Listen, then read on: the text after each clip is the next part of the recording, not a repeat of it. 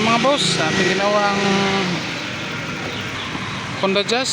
Ayan, automatic na. Ayan, bagong condenser, bagong fan, surplus na compressor. Ayan, super lamig na mga boss. Ayan, automatic na siya. Ayan, tingnan nyo. Okay, nagpapag na rito. Ka-start lang yan. Ayan, Honda Jazz 2010 model.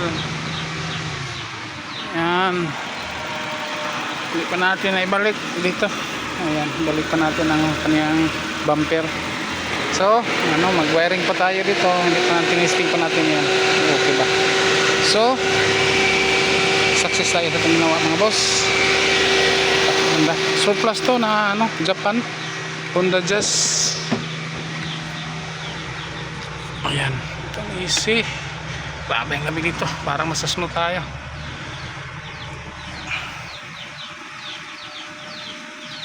Ang likuran,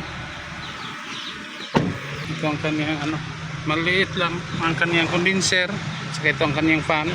Nalitan natin ng yung malaking condenser, at saka ito ang kanyang compressor na dahil sira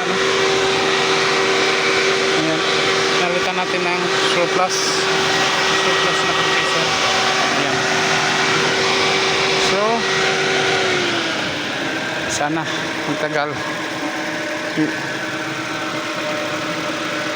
Ayan, okay, nag-automatic. Antayin ng ilang segundo. Ayan, una naman. So, success ang ating ginawa. Super lamig ang ating Honda Jazz. Okay, tawagan natin si may-ari nito na pwede na niyang kukunin ang kanyang sasakyan. Pero balik pa na din itong kanyang bumper.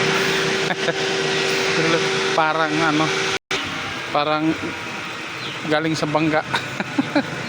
Okay mga boss, ganyan lang.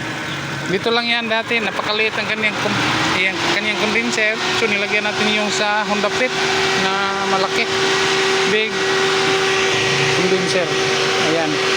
So may ginawa lang tayong hose doon na improvise para mag-fit siya doon sa natin. Okay, yakan natin na yan mga boss, dahil yan ang ating ginagawa dito sa P-Shop Daily. Okay, thanks for watching.